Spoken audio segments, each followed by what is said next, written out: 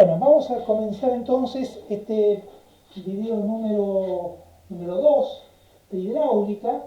¿Se acuerdan que habíamos llegado al teorema de Bernoulli? El teorema de Bernoulli lo habíamos expresado, habíamos llegado a él y decíamos que la suma de las energías era constante. Entonces tomábamos una fuente de capacidad infinita, o sea, una fuente de capacidad infinita es aquella cuyo nivel de líquido no varía por más que nosotros extraigamos fluido. Ocurre, por ejemplo, frente a grandes piletas con extracciones relativamente pequeñas, el nivel del líquido no cambia. O si en un río uno se le ocurre extraer una cantidad de líquido, tampoco se va a modificar porque saquemos algo.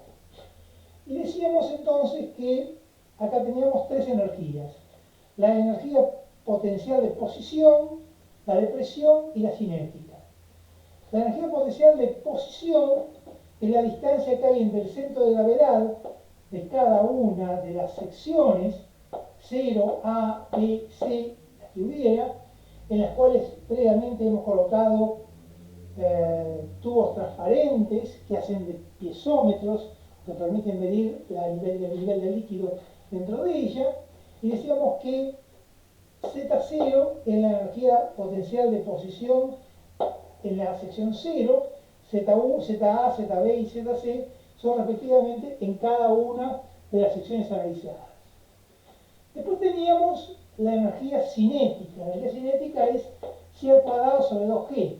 C es la velocidad absoluta y nosotros reservamos el término C para velocidades absolutas porque en algún momento vamos a analizar qué pasa cuando un líquido se mueve dentro de un cuerpo que también se mueve, como ocurre en las turbinas, que ahí vamos a hablar de velocidades absolutas y relativas, pero no es el caso de esta, por ahora.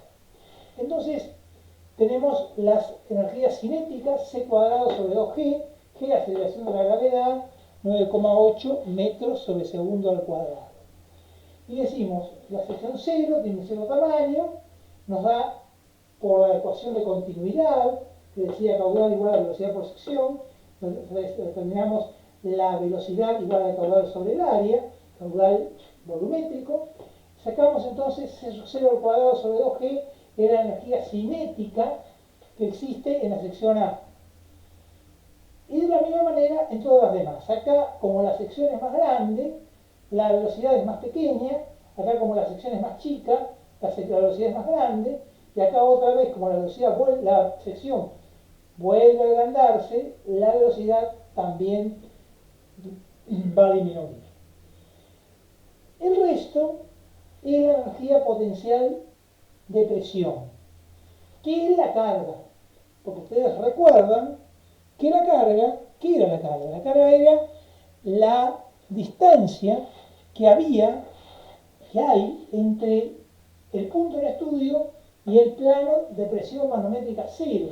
Acá tenemos el plano de presión manométrica cero, o sea, el contacto con la atmósfera, y así en todos los casos.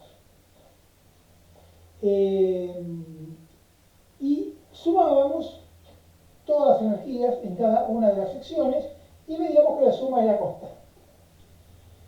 Esto era si el fluido era ideal.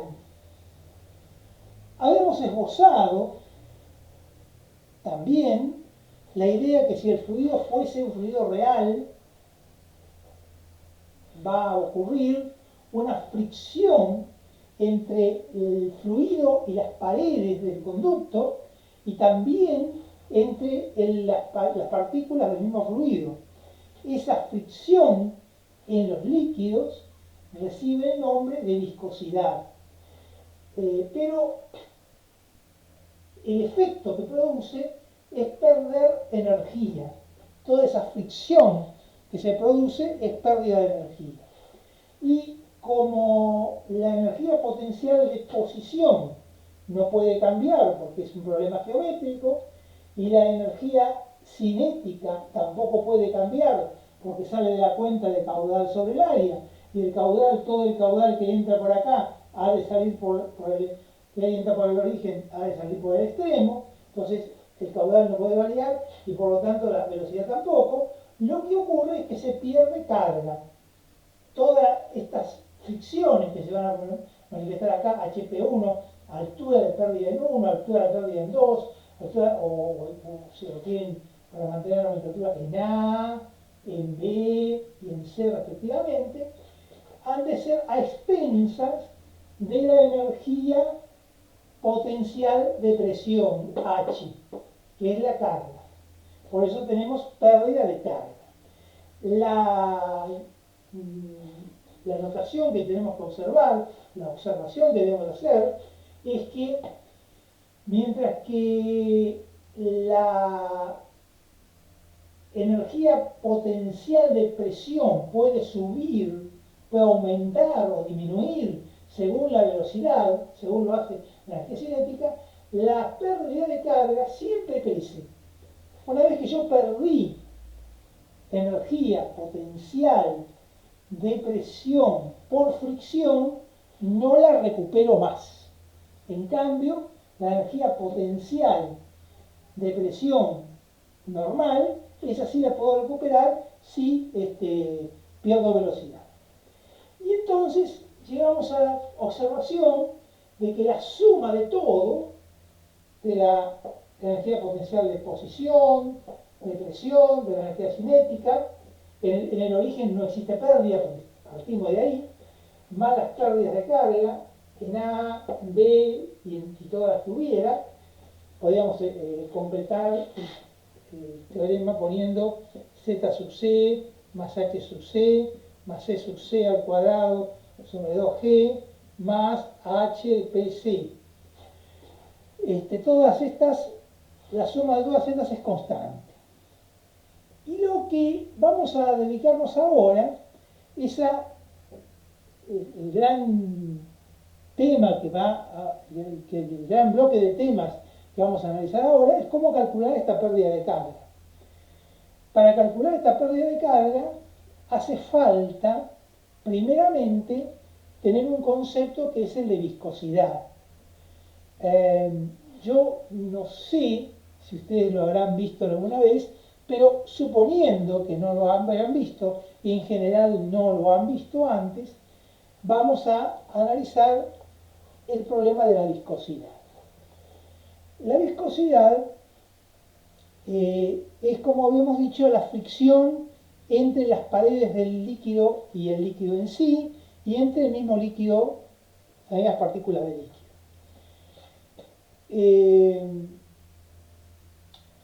Hay un concepto equivocado que dice que la viscosidad es el peso del fluido, o tiene que ver con el fluido más pesado, más liviano, un aceite más pesado, un aceite más liviano, y no es tan así. Lo que es la viscosidad es la tensión que yo tengo que hacer para deslizar una capa de fluido respecto de otra.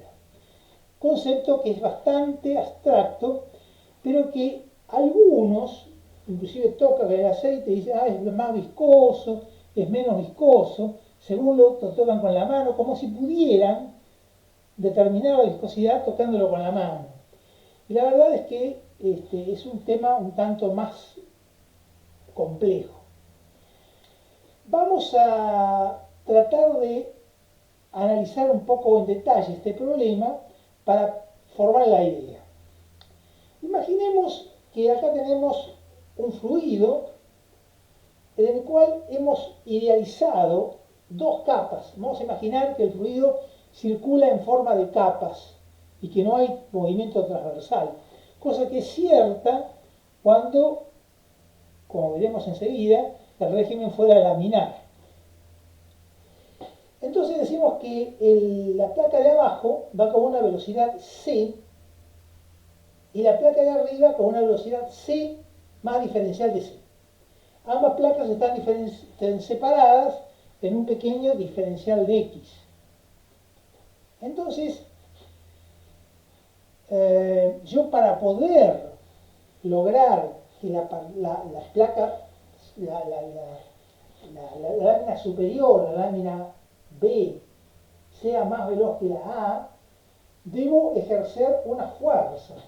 O sea, debo ejercer acá una tensión, tau, que me permita acelerar la placa de arriba respecto de la de abajo para poder ganarle.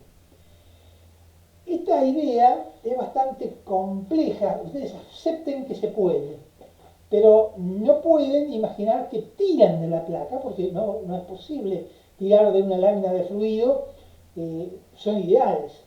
Entonces vamos a analizar, vamos a profundizar un poco la idea, vamos a tratar de analizarla.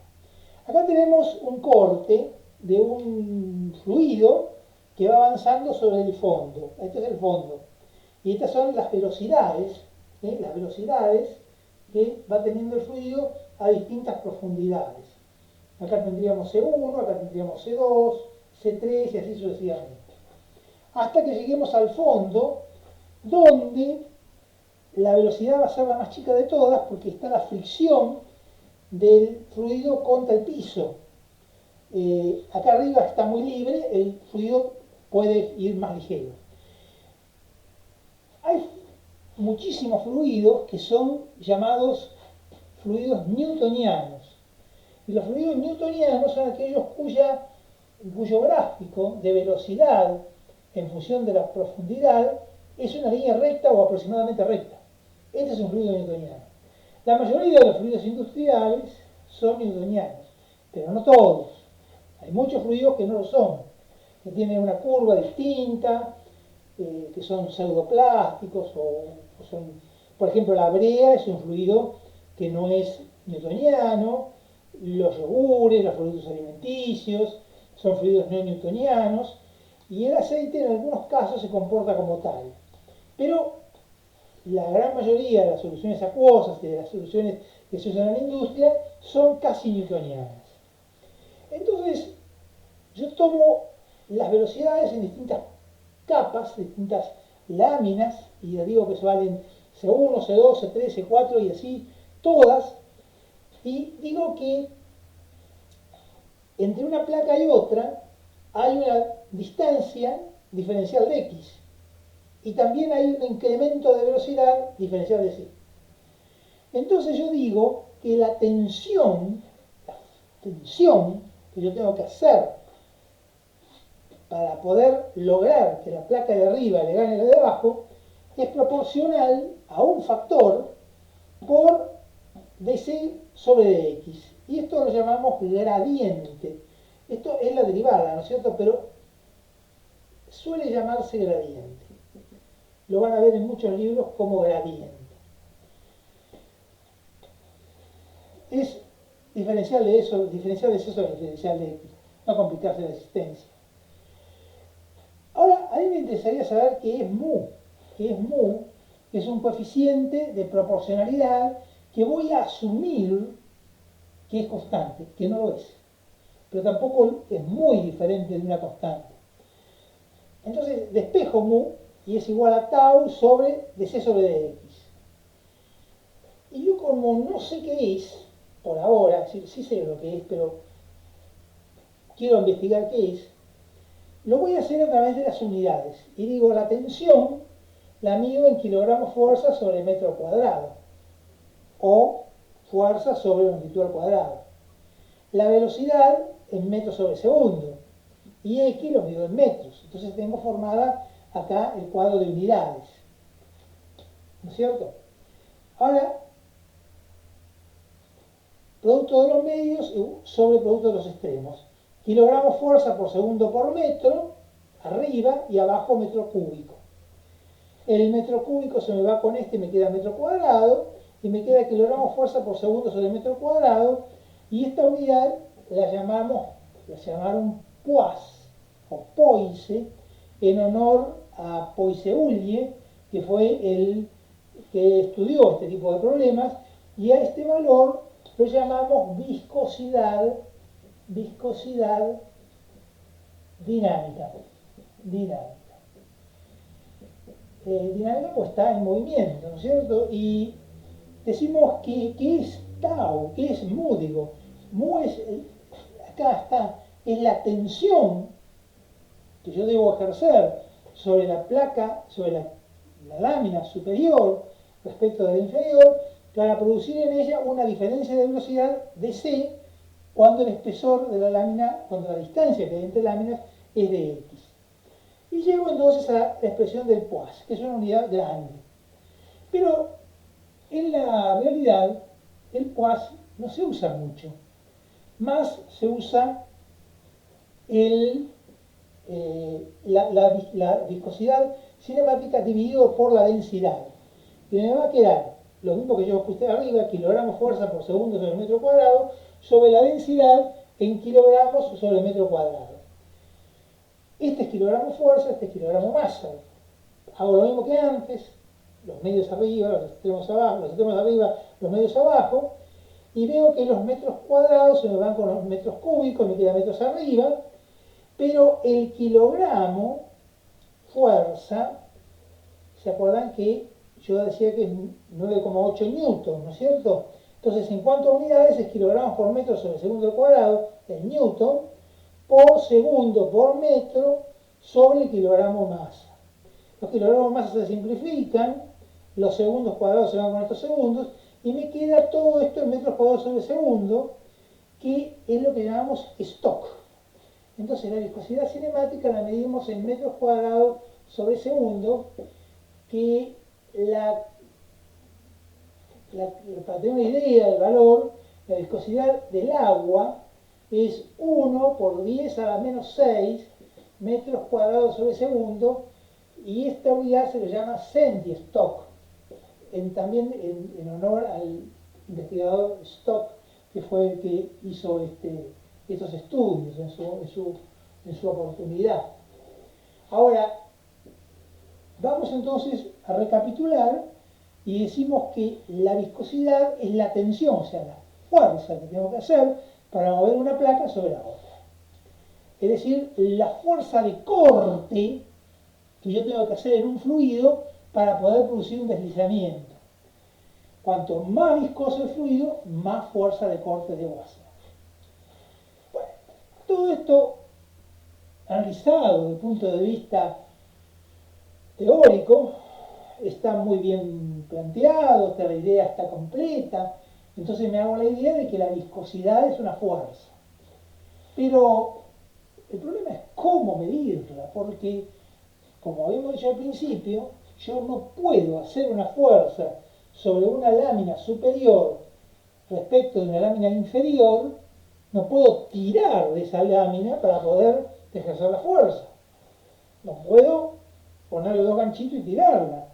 Pero puedo pensar que nosotros no hemos dicho nunca que las láminas tuvieran que ser planas. Podrían ser láminas cilíndricas, podrían ser cilindros. Acá hemos dibujado un recipiente y imaginamos el fluido contenido en él como sucesiva una gran cantidad de láminas cilíndricas. Es como si yo colocara una resma de papel enrollada ahí adentro y cada lámina fuese una hojita de papel. Muy bien. Con eso no hice todavía todo. Le voy a hacer una tolva en la parte inferior y le vamos a hacer un agujerito. Entonces vamos a observar que este aparato que estamos describiendo va a empezar a bajar primero el cilindro que está más en el centro y luego los sucesivos cilindros, y el fluido se va a ir derrumbando de adentro hacia afuera hasta que finalmente cae todo.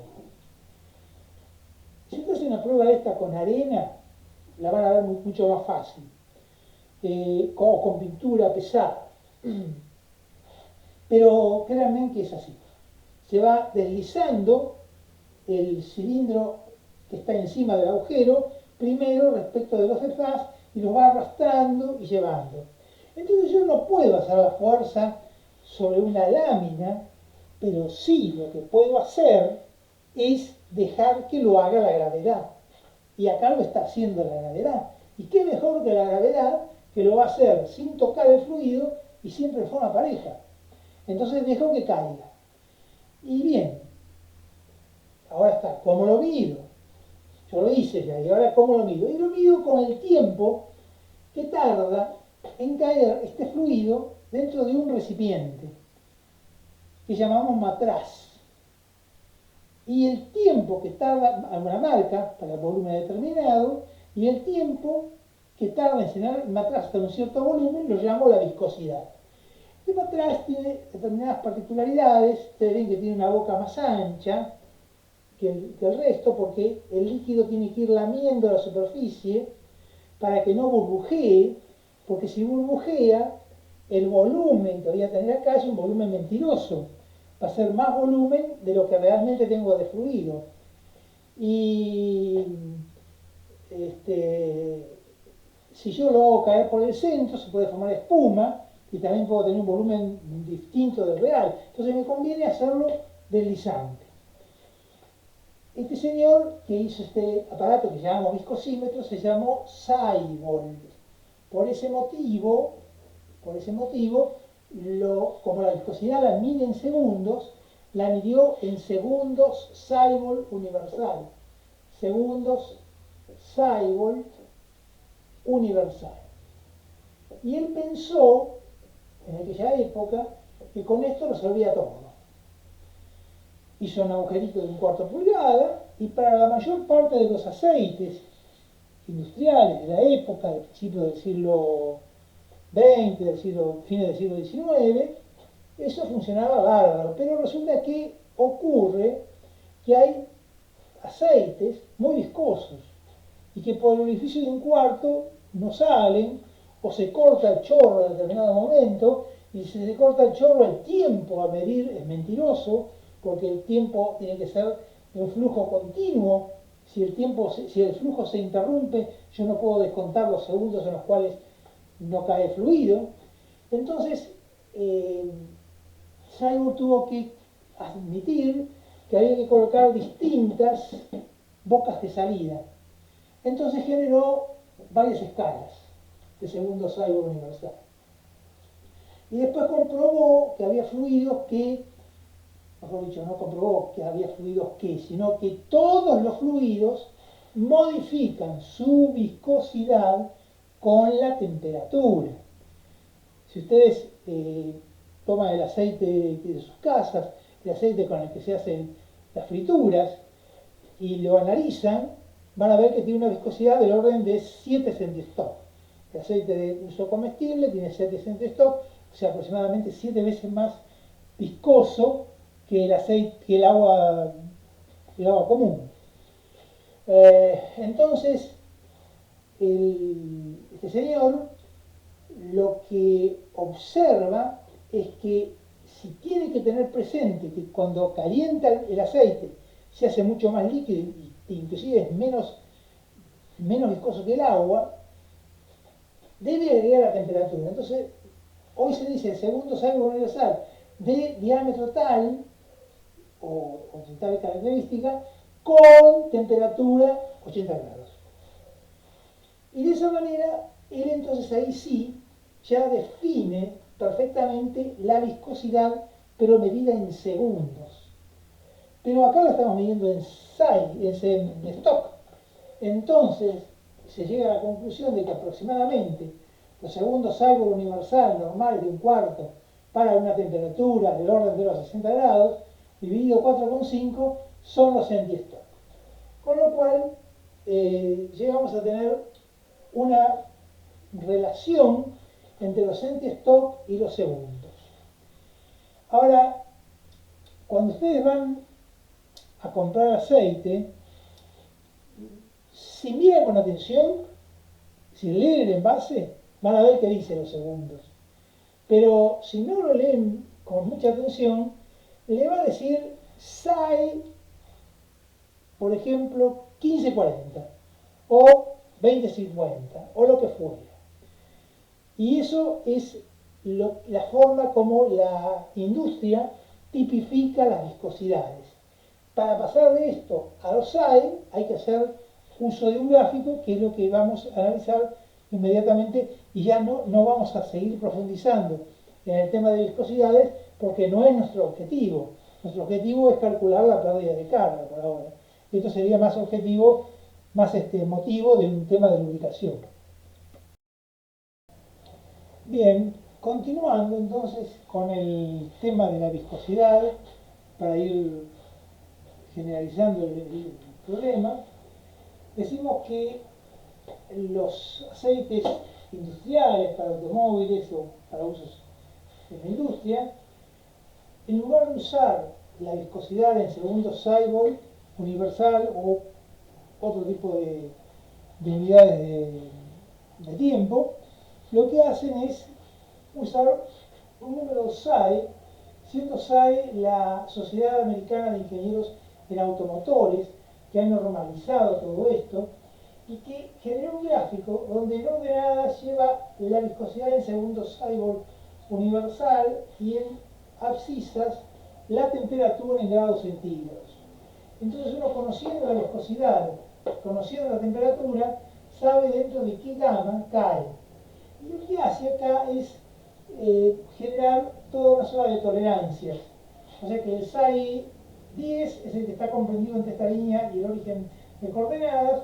Es un aceite usado para limpieza de automóviles, cuando uno por algún motivo se le ha mezclado el aceite con el agua, durante un tiempo, a efecto de sacar bien todo el aceite, lo hace andar el automóvil con un SAE 10 para después volverlo a cambiar rápidamente. Después tenemos un SAE 20 o SAE 40, que es el aceite normal de uso en automotores. Y después tenemos el SAE 90, que es el aceite de caja, y así sucesivamente vamos teniendo distintas gamas o distintas zonas de tolerancia, donde son mezcla de viscosidades y temperaturas. Habría que analizar que antiguamente se trabajaba con aceites de más alta viscosidad, primero porque los bujes con respecto a sus ejes tenían una mayor luz, y hoy están muy ajustados, entonces aceites viscosos no permitirían ingresar.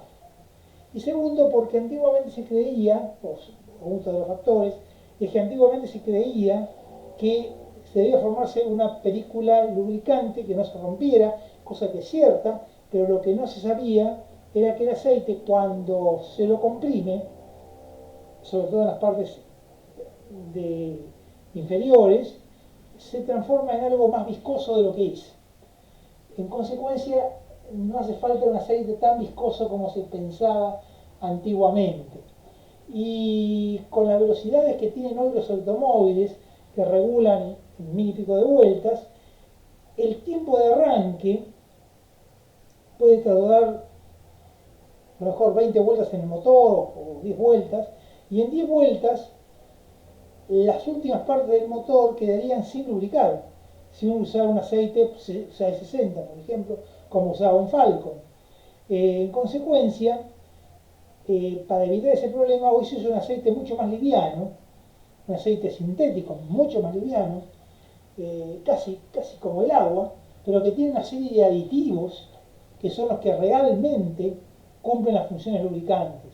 Y el aceite en sí, el cuerpo del aceite, se encarga más que de lubricar, que lo hacen los aditivos, se encarga de refrigerar y se encarga de arrastrar las partículas carbonosas que se van formando, o los desgastes que se van formando, transformándose en cuando hicimos un curso de lubricación, nos había dicho el experto en esto, es el camión de basura del motor, porque es el que arrastra todas las impurezas, todas las basuras, todas las suciedades que se van formando y las arrastra hacia el filtro. De esa manera entonces tenemos la viscosidad expresada tal como la van a encontrar. Y otra cosa que van a encontrar es que va a decir, por ejemplo, SAE 15W40. ¿Qué significa esto? Significa, bueno, SAE, sabemos, Sociedad Americana de Ingenieros en Automotores, 15, SAE 15 para el verano y tiene 40 para el invierno, porque esto es winter. Entonces, En invierno, el aceite al estar más frío, se torna más viscoso, por supuesto. Todos los fluidos, cuando disminuye la temperatura, aumenta su viscosidad. Entonces, en pleno verano, a lo mejor trabaja como un aceite 615 y en pleno invierno trabaja como un aceite 640 que le va a permitir resolver el problema de una forma más eficiente. Dejamos el tema de los aceites, que sería motivo, podríamos continuar con este tema, pero sería motivo ya de un estudio de lo que llaman una parte de la técnica que llaman tribología, que es el estudio del aceite, de la lubricación, y continuamos con nuestro problema, que es el cálculo de la pérdida de carga, que hacia él vamos. Entonces habíamos dicho recién, hace un instante, que en el viscosímetro el fluido caía en forma de láminas que eran circulares, y esas láminas, cilíndricas, perdón, y esas láminas eran como si fueran laminares, precisamente, justamente es un movimiento ordenado. Lo mismo cuando definíamos la viscosidad, suponíamos que eran láminas ordenadas donde no había movimiento transversal. Todo el movimiento era en el sentido longitudinal. Entonces, en ese orden de cosas, hubo un investigador que se llamó Reynolds, que hizo el siguiente estudio a mediados del siglo XIX. Y él decía, o el estudio que hacía él, tomó un conducto transparente por el cual hacía circular un fluido, el cual estudiaba, y le introducía una pipeta que tenía una acodada en el extremo, donde introducía el mismo fluido, pero coloreado. Entonces acá él hacía mover el fluido con una cierta velocidad y veía que el aceite coloreado escribía líneas y se lo ponía en distintas alturas, en distintas posiciones, generaba líneas también, y en otra posición como esta también generaba líneas. Es decir, que todo era muy ordenado, todo era muy perfectamente movido según láminas cilíndricas. Y se le ocurre aumentar la viscosidad, aumentar la velocidad, y por ejemplo acá tenemos una velocidad un poquito más grande, como esta, que sería un C laminal, ahí estaría, y cuando entramos a unas velocidades un poco más altas, ve que por momentos se comporta como un laminar, por momentos se va de la línea recta y por momentos se pierde. Y dice que esto es un régimen transitorio. Y por último, aumenta muchísimo la velocidad, hace una cosa así, que sería lo que se usa en la industria real, y observa que el líquido coloreado que está inyectando se distribuye como que tiñera todo el flujo principal.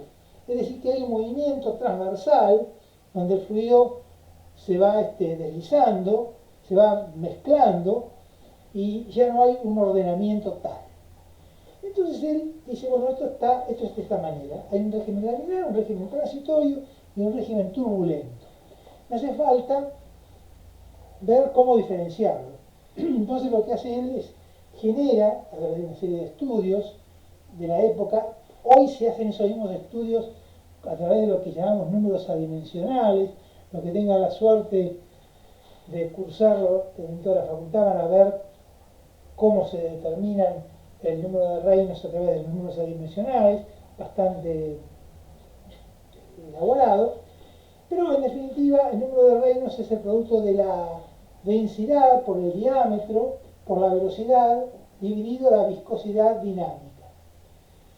La viscosidad dinámica la podemos dividir por la densidad, la estamos dividiendo, y queda la viscosidad cinemática, diciendo finalmente que el número de Reynolds es el diámetro por la velocidad sobre la viscosidad cinemática. Expresado en unidades, el diámetro está en metros, la velocidad en metros sobre segundo, Y la viscosidad, habíamos visto la viscosidad cinemática, metros cuadrados sobre segundo. Acuérdense que la aceleración es metros sobre segundo al cuadrado, bueno, esto es metros cuadrados sobre segundo. Hagan esa asociación. Entonces observamos que todas las unidades se simplifican y que el número de reinos es otro número de los llamados adimensionales, porque no tienen dimensión, no tienen unidad. Entonces observó que para valores menores de 2300, los números de reinos menores de 2300 dan origen a regímenes laminares. Entre 2300 y 2700 estamos en presencia de un régimen transitorio, es decir, un régimen que por momentos es laminar, por momentos es turbulento y que no nos sirve para poder trabajar en él porque no podemos predecirlo matemáticamente, no nos es útil. En cambio, para números de reinos mayores a 2700, estamos en presencia de un régimen turbulento y ahí sí podemos calcular bien la pérdida de carga. Si llevamos la pérdida de carga en función del número de reinos, vamos a ver que en el régimen laminar es lineal, en el régimen transitorio no se sabe qué pasa, porque por momentos tiene un comportamiento y por momentos tiene otro, y luego crece en una forma exponencial. Entonces, si yo hiciera ahora un corte, donde acá tengo un tubo, y pudiera graficar las velocidades, diría que en un régimen laminar tendría una forma de una parábola, donde esta es la velocidad media y esta es la velocidad máxima, tal vez un poco menos, ¿no? Tal vez un poco menos, por acá, ahí. Y veo que la velocidad media es bastante diferente de C máxima.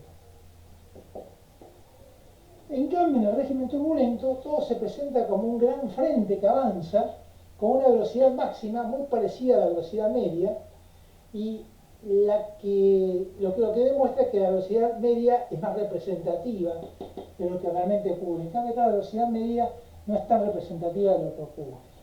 Y la velocidad media es la que obtenemos dividiendo el caudal sobre el área.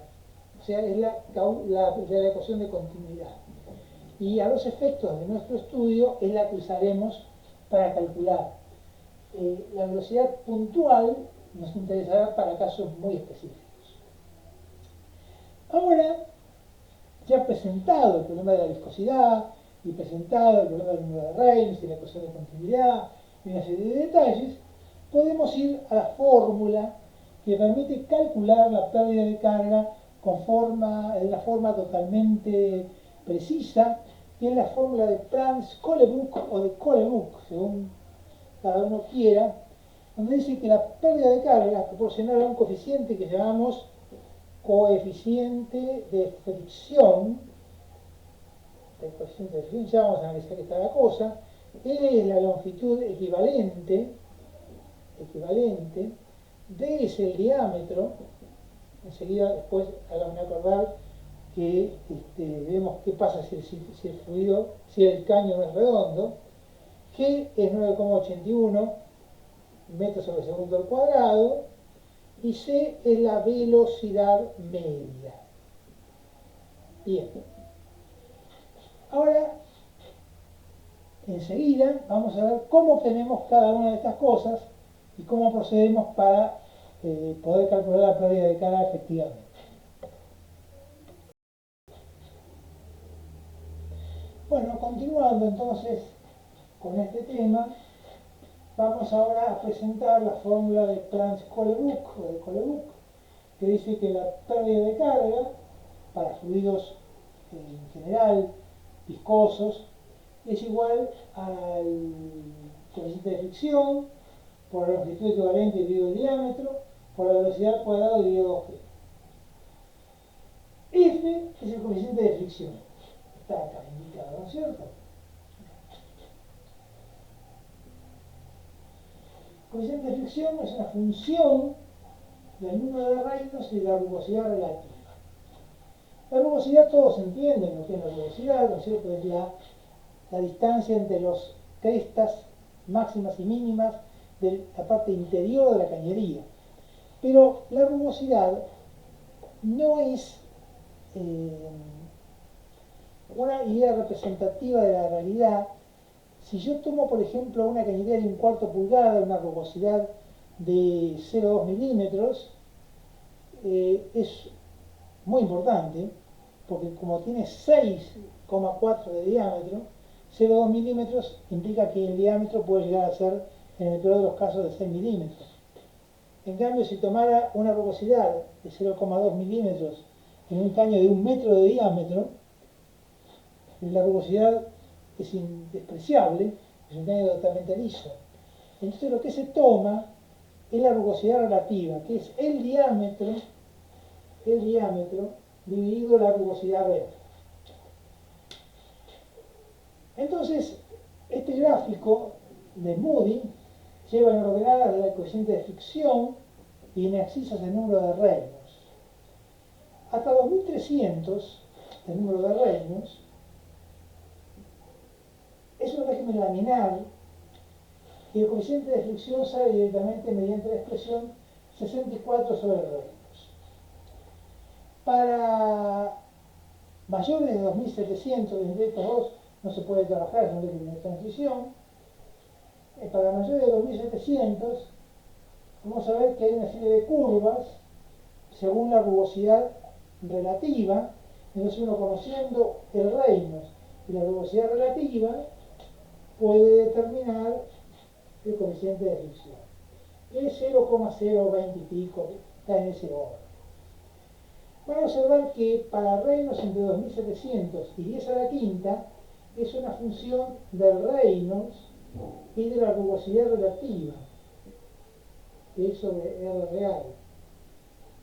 Y aquí en más, de 10 a la quinta, es una función exclusiva de la rugosidad, porque prácticamente se transforman en rectas horizontales. Si ven el gráfico, el gráfico está aquí, en la página 23, lo pueden observar con atención, ahí lo van a ver bien, ahí. Este gráfico ustedes como está, lo pueden copiar, lo pueden agrandar si quieren, para poder trabajar cómodamente y poder dibujar encima y no usar el gráfico de la punta para tener que dibujarlo y poner las líneas para poder encontrar el coeficiente F. D es el diámetro en metros, suponiendo que fuera circular, enseguida veo que parece no. C es la velocidad media, la relación entre el caudal y el área. Esta expresada en metros sobre segundo. Atenti que el caudal suele venir expresado en metros cúbicos sobre. Entonces C es el caudal sobre el área. Si el caudal está expresado en metros cúbicos sobre hora, tengo que dividir por 3600 para pasarlo en metros cúbicos por segundo, y el área va a ser pi sobre 4 por 0,0254 para pasar las pulgadas a metros al cuadrado. Bien, que no hay dudas, es la aceleración de la gravedad, 9,81 metros sobre segundo al cuadrado, y L es la longitud equivalente. Es decir, la longitud equivalente es la longitud real más la longitud por accesorio. Si yo enfrento una curva, una T, una válvula, un filtro, lo que sea, este produce una pérdida de carga equivalente a tantos metros de cañería recta. Eso es lo que busca este gráfico. Me dice que una válvula, por ejemplo 3/4 abierta, contra un diámetro determinado, la intersección, si yo uno esto con esto, donde corta a la regleta central, da la longitud por accesorio en milímetros, en metros y en pies. El diámetro está en milímetros y en pulgadas. Y lo mismo para una válvula de retención, para una curva, para un codo, hay una serie de accesorios. Eso lo van a encontrar en la página 24 y un montón de libros también están, ahí se ve con un poquito más de detalle, cómo es el gráfico de longitudes por accesorio. Y de esa manera, entonces yo puedo calcular la pérdida de carga. Ahora, si lo que yo quiero tener una idea nada más, quiero tener una idea, entonces voy a un gráfico universal, que está en el libro de KSB, del lexicon que usa para el entrenamiento de sus vendedores, KSB Fábrica de Bombas, alemana ella, dice que la pérdida de carga en porcentual cada 100 metros de cañería recta está en función del caudal y hay dos familias de rectas. Una que da los diámetros, 1 pulgada, 1,5, 2, 3 y así sucesivamente, y otra que da las velocidades, B1, B2, B3, B4, creciendo para arriba. Entonces, conociendo el caudal y conociendo el diámetro de la cañería, puedo determinar la pérdida de carga. Generalmente tiene que estar entre un 2 y un 5%. Y además me permite leer rápidamente la velocidad promedio. Este gráfico, el que yo les adjunto en la figura número 25 del apunte, que lo encuentran acá, este grafiquito, que también les conviene sacar varias copias en grande, está hecho para cañerías de hasta 5 años, o sea, cañerías con una antigüedad de 5 años, porque la cañería se va recubriendo de suciedades y de incrustaciones. Entonces, considerando una cañería de 5 años, nosotros estamos previendo que nuestro proyecto va a tener dentro de 10 años todavía una validez cierta.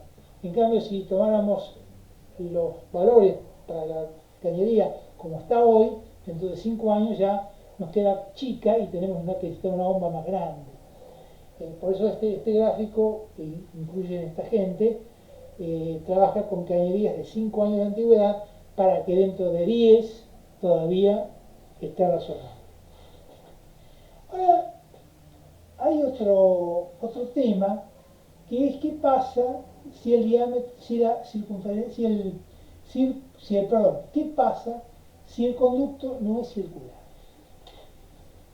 Usamos la idea del radio hidráulico, que es el área por el cual circula el fluido sobre el perímetro mojado. Sobre el perímetro mojado. Es una propiedad de la superficie. Imagínense ustedes un conducto circular como este a sección llena, totalmente lleno. Este tiene un diámetro D, y yo diría que el área es pi d cuadrado sobre 4 y el perímetro es pi por diámetro. Pi se va con pi, diámetro se va con diámetro y me queda D sobre 4. Por lo tanto, donde aparezca D, tengo que poner 4 veces el radio hidráulico. Si el conducto no fuera circular, yo tengo que poner, donde aparezca D, tengo que poner 4 veces el radio hidráulico. Imagínense ustedes un conducto cuadrado donde el fluido va por la mitad. Entonces, yo tengo acá A y acá tengo A sobre 2. A sobre 2. Entonces, el área, acá el radio hidráulico, ¿cuánto es? Es el área A por A sobre 2 y el perímetro es 2 veces A más A sobre 2.